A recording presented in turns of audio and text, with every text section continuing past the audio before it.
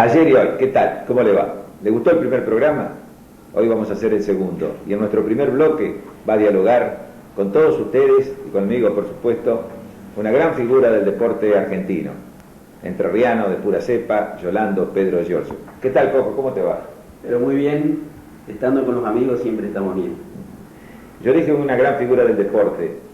Más allá de que fuiste deportista, también ser árbitro es parte del deporte, ¿no? Sí, fue una continuidad de los deportes que practicábamos en nuestra época. Yo jugué al fútbol y jugué al básquetbol en el club de mis amores, donde nunca dejé de vestir la única camiseta que vestí como deportista. Patronato. Patronato de la Juventud Católica. ¿Y al fútbol hasta dónde llegaste? Y al fútbol jugué 7 años en primera división, en Patronato. ¿Te acordás qué año? Y sí, recuerdo que salí campeón en el 57 y salí campeón en el 60. Y con la primera división de Patronato, campeón liguista. Campeón de la liga de primera división. No todos deben saber eso. Y no, están las fotos allá en la secretaría del club. Y bueno, además campeón en cuarta división, campeón en reserva. ¿Cuál era tu puesto? Era marcador de punta, ya sea a la izquierda o a la derecha. Ah, era polifuncional. Sí. Ese era el puesto que me gustaba. Pero como no soy zurdo... ¿Te respondían a dos piernas igual? No, como no soy zurdo, me gustaba marcar sobre al wing derecho, porque tenía muy poco lugar entre mi pierna y la línea lateral. Y todos los centros que venían sobre el área podía rechazarlo de derecha. Esa era la... ¿Y jugaba al básquetbol también? Jugué al básquetbol en Patronato, empecé en el año 50, cuando Patronato hizo su cancha donde tenía la sede en Avenida Churraín. Hoy es Esteban Rams, la calle, Avenida Churrarín y Sudamérica, ahí tenía la sede. Y yo vivía a 50 metros del club. Entonces mi vida empezó ahí. Yo había venido de Viale a los 12 años y me acerqué ahí con mi familia y ya tenía la iglesia Santa Teresita cerca para ir a la doctrina, para que el padre Giacono me llevara allá adentro del club. Sí. Y después practicar ahí en el club, donde hizo su primer cancha de básquetbol al aire libre Patronato, donde nos empezó a enseñar a jugar al básquetbol a otro Rivera Hijo, el Tape, que jugaba en hindú. Después siguió Manolo Hernández, don Francisco de Palo. Don Francisco de Palo. Estaba casado con el básquetbol de Patronato. Sí, fue como un padre para nosotros. Él nos llevaba a la cancha, él nos traía después de los partidos a cenar a su casa con doña Cata, donde nos preparaba la cena. Y fue quizás una poco culpa de él que yo haya sido árbitro de básquet, porque en aquella época nos mandaban de los clubes. Claro, cada club para jugar tenía que tener su árbitro. Tenía que tener 2 árbitros por división. Entonces, donde Palo fue que nos empujó.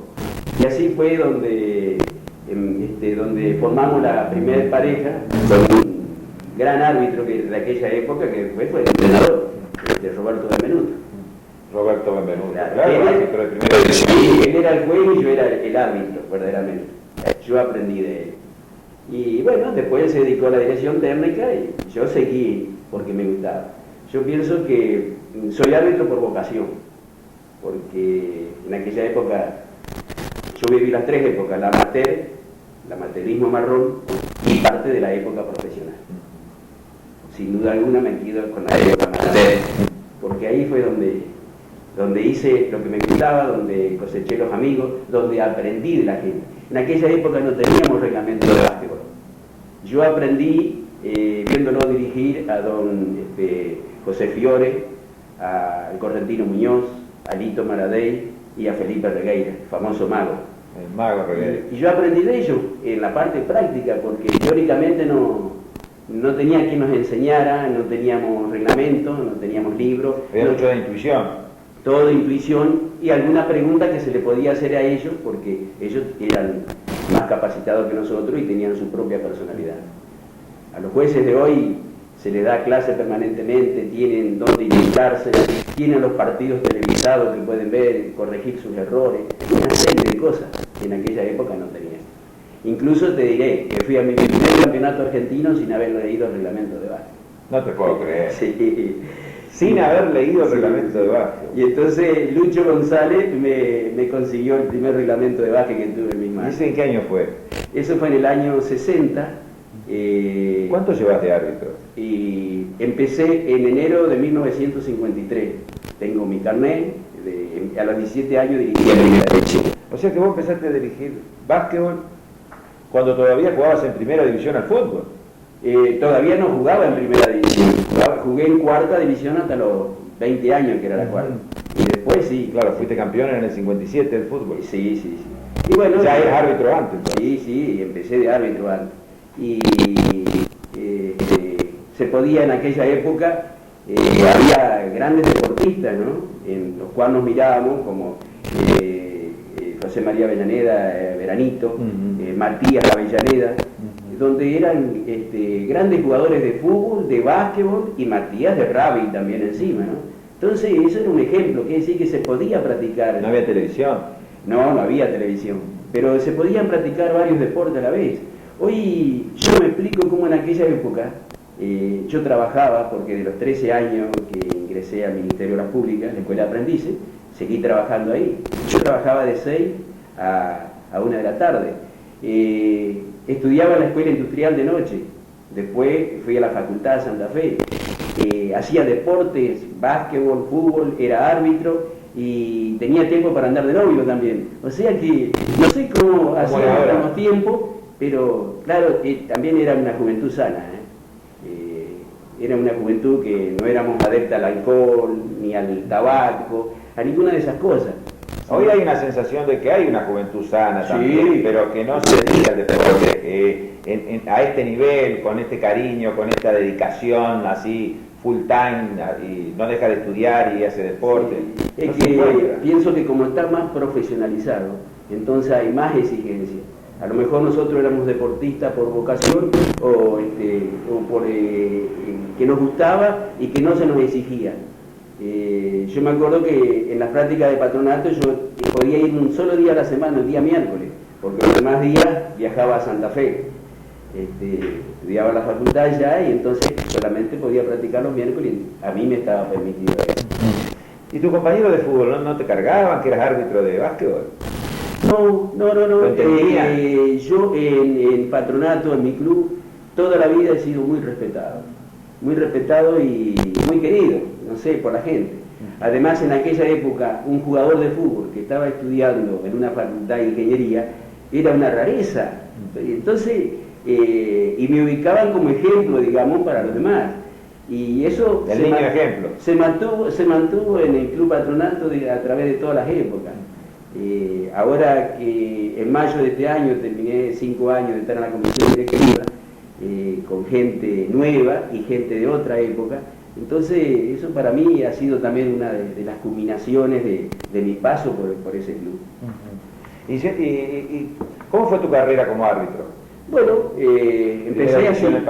empecé así empujado, llevado a mi club por don Francisco de Palo, que me anotó, y había un delegado, Abelardo Gallón, que también era alma mater, así como fue Carlitos Bayana en su club, como han sido, como Roberto Jerez en este momento en el club Ibané, ¿no es cierto? Esas personas que es la vivencia del club.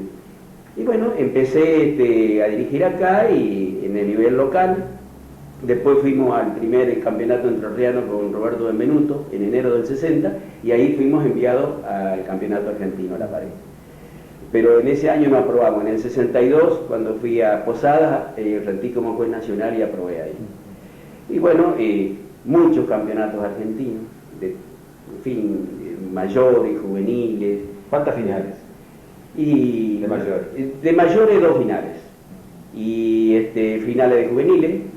En aquella época llegábamos a los partidos finales, como yo les hablo siempre a los árbitros nuevos, y eran 10 o 12, que cualquiera de esos 10 o 12 podíamos dirigir la final. No era fácil elegir. No era fácil elegir, porque iban los mejores jueces del país, no como ahora, que yo estuve en el Argentino en Chaco, en la comisión técnica tuve ahora, y el gran juez era Darío Rodríguez, pero por lejos, era el internacional en actividad que estaba. Pero desde el primer partido se sabía que Darío Rodríguez iba a dirigir la final. Pero en aquella época, no, éramos 10 o 12, que dirigir la final de un campeonato argentino era todo un orgullo. Era lo máximo a lo que podíamos llegar. Claro, no había Liga Nacional, no había asociación de clubes. Claro, no había incluso todavía no se jugaba el campeonato nacional de clubes, que después tuve la suerte de... Fue el preanuncio de la liga. Claro, y ahí tuve la suerte de dirigir la primer final de clubes en Olimpo de Bahía Blanca y Obras Sanitarias de Buenos Aires, en Bahía. Y también había un torneo muy importante acá en Sunchales, el torneo de la amistad deportiva, que se le llamaba, que también iban los campeones de todas las provincias. Ese torneo de 4 o 5 días que se jugaba en Sunchales era lo mejor de clubes. De ahí creo que empezó a nacer la asociación de clubes también, porque era el mejor torneo. Y ahí dirigiste final. Ahí sí, primero fui invitado con Palacio, fuimos invitados a un torneo y no nos conocían. Nos invitaron unos jueces amigos acá de Santa Fe, Casal y Hurtado. Y bueno, cuando nos vieron dirigir, Palacio era juez nacional, yo ya era internacional, entonces después ya todos los años estábamos invitados a ese torneo. Pero después, cuando fuiste árbitro internacional, ¿viajaste al exterior? Sí, en 1972 tuve la suerte de ser designado en Campeonato Sudamericano Femenino en Lima, Perú. Fui con otro gran compañero mío que fue Daniel Flores de Curuzupatiá, gran árbitro internacional, y ahí rendí como juez internacional y aprobé. Recuerdo que en el examen escrito había una pregunta que por qué quería ser juez internacional. Y claro, si yo era juez por vocación, no me costó nada responder esa pregunta. El primer partido que dirigí, ya me dijeron que usted es internacional. Y de ahí, bueno, desde el 72 hasta todos los años que seguí dirigiendo, conozco gracias a ellos, gracias a Dios y al deporte, toda Sudamérica.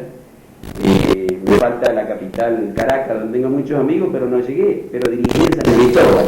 Así que pisé, sí, en Venezuela. En Brasil, en Chile, en Bolivia. No, en Sudamérica, todo Sudamérica. Sí, sí. Y después en Centroamérica y además tuve la suerte de dirigir con ustedes en Las Vegas en el campeonato de más de veterano del año 93. Y si Dios quiere, el año que viene iremos a Europa, a Finlandia, a dirigir a Finlandia. ¿Tuviste mucho contratiempo como árbitro? No. ¿Cómo es? Y donde tuve algún problema fue acá en Paraná. Fue en mi ciudad. ¿En tu propia casa? En mi propia casa. Pero afuera no. La única vez que recibí un golpe alevoso fue acá en mi ciudad. Y no me puedo olvidar nunca porque fue la única vez que me pegaron. Y lo que más te duele que fue tu propia casa. Y fue en mi propia casa, exactamente. No, a nivel nacional, a nivel internacional, jamás tuve. En el campeonato nacional, en algún torneo internacional, ¿había un jugador que te molestaba o tenías, en líneas generales todos los jugadores te respetaron siempre? Y tuvimos ¿Tiene el más grandes luchas con Atillo Fruet de Bahía Blanca, con Salas de Córdoba, pero yo he llegado por Liga Nacional a dirigir a Bahía Blanca y a dirigir la Olimpo, y Atillo Fruet era el primero que venía a abrazarlo y se le caían las lágrimas, porque ahora yo veo que justamente lo más lindo que me ha dejado el deporte, la vida deportiva y todo esto, es que hoy, como comisionado técnico nacional, que estoy en los partidos de Chagüe, de Central Entrerriano, o el campeonato argentino, es reencontrarme con entrenadores de aquella época que yo he dirigido, o dirigentes, y que vengan a uno y lo abracen y lo recuerden también, ¿no es cierto? Quiere decir que uno a lo mejor ha transitado un camino recto en la vida y por eso se lo recuerda de esa forma. Sí, no hay duda de eso. Coco, perdón, a vos te distinguieron cuando cumplió los 500 partidos Marcelo Milanesio, ¿no? Justo, eso estaba por decir. Disculpame. Justamente, la distinción del año... de pensamiento. Sí, el año pasado, justamente hace un año ahora, el Club Atenas tuvo la deferencia de invitarme a los 500 partidos de Marcelo Milanesio. ¿Y por qué? Porque por esas cosas de la historia que uno no la sabe, el primer partido de Liga Nacional ¿Que jugó Marcelo? Que jugó Marcelo en Bahía Blanca, Atenas y Pacífico, tuve la suerte de arbitrarlo con Morillo. Y bueno, y de ahí quedé pegado a la historia de Marcelo Milanesio, enhorabuena, ¿no? Claro. Para bien, y bueno, se me invitó y tuve la suerte, sí, por supuesto, de reencontrarme con jugadores que tuvieron con él, con entrenadores, con dirigentes, y vivir esa fiesta que la vivió él, ¿no? Que era para él. ¿Cómo ves el básquetbol de hoy? Ha cambiado. Hoy incluso el básquetbol argentino se ha elevado tremendamente a nivel internacional, no solo porque un gran técnico como Vecchio, sino el nivel que han traído los jugadores extranjeros en la Liga Nacional. Yo pienso que eso fue para bien. Hoy día hasta un chiquito de 1,50 m quiere clavar la pelota, quiere volcarla, y eso lo aprendieron de los americanos. Nosotros nunca teníamos la intención de volcarla. No, nunca, jamás. Era a veces un jugador lungo cachetearla dentro del centro, nada más, pero volcarla jamás. ¿Y el triple qué significó para vos? Y el triple, claro, lo que pasa es el reglamento de básquetbol. El reglamento de básquetbol varía cada 4 años en los campeonatos mundiales. Y siempre se está buscando que sea más atractivo ese deporte. Entonces, ¿cómo lo hace? Que haya más goles. Habiendo más goles, el gol es la esencia de los deportes donde se convierte en goles, ya sea en fútbol, sea en básquetbol, sea en hockey sobre patines, en hockey sobre hielo, en lo que sea, donde hay goles hay emoción. Entonces, creando mayor emoción. Y el triple aumentó el puntaje. Esto hubiera tenido que ser cuando jugaba Mencía, ¿no es cierto? Que hubiera sido súper goleador, ¿no es así? Y bueno, era nuestra época. El reglamento siempre va cambiando para mejorar el deporte y para hacerlo más atractivo a la gente. ¿Y qué opinás de los cuartos de 12 minutos en lugar de los 2 tiempos de 20? Bueno, eso ya se hace copiando un poco a nivel internacional, a lo que pasa en la NBA. Hoy la gente está pegado a la televisión viendo los partidos. Empezó el viernes la NBA y ya en la oficina... 50 años cumplió la NBA y en nuestra época nunca vimos un partido de la NBA. Nunca. Ni sabía. Y hoy los chiquitos así ya saben quién es Michael Jordan, ya saben quién es Julián, ya saben qué bandera, qué nombre, cómo se llaman los equipos, las coleccionan en sus habitaciones.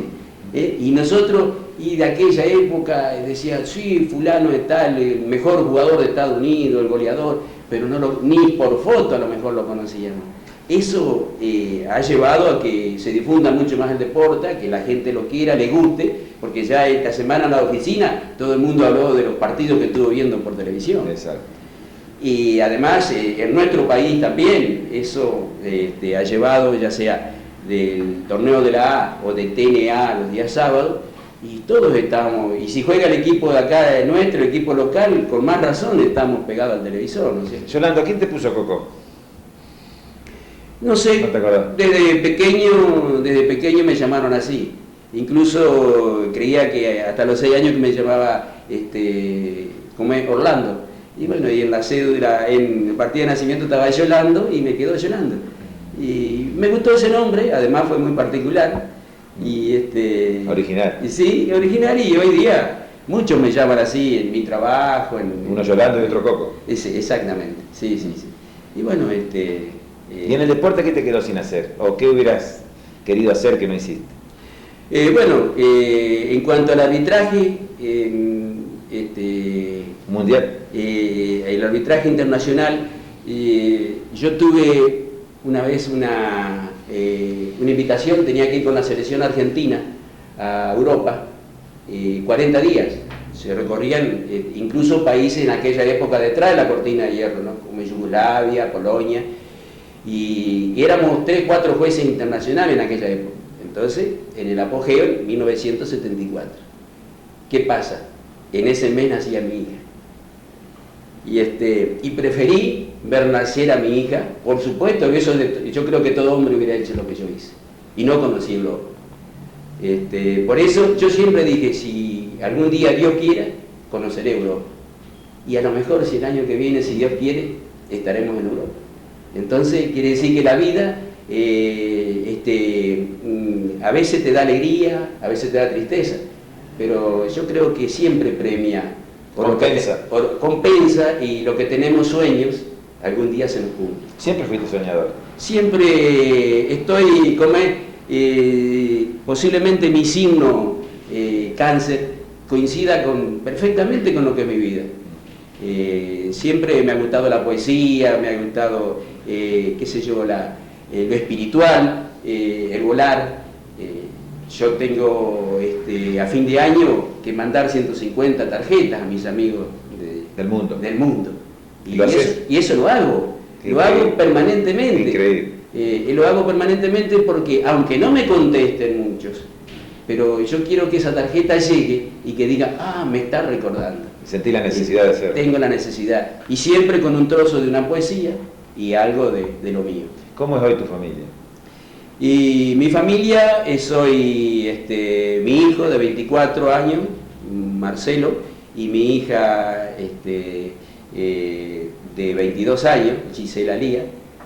Y estudia.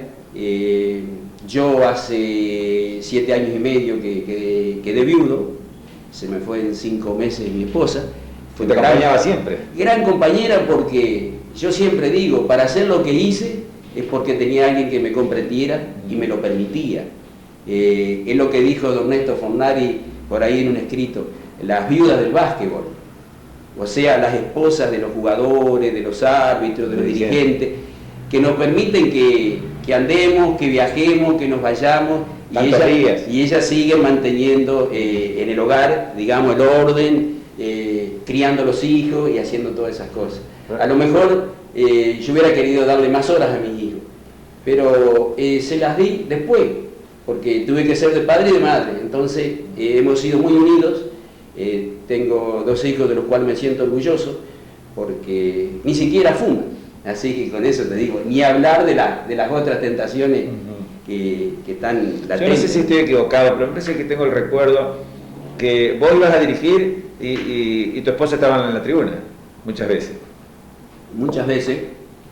Es algo raro en un árbitro. Sí, a ella le gustaba el básquet. Imagínate que te protesta la gente, tenés que cobrar un técnico, tenés una discusión con la mesa de control y tu señora está en la tribuna. Sí, de eso nunca me voy a olvidar. En el año 70 en Neuquén me tocó dirigir la final del juvenil, capital y provincia, y salió campeón Capital Federal dirigiéndolo Ibáñez por un doble de Cadilla de la punta, y Cabrera era el director técnico de provincia.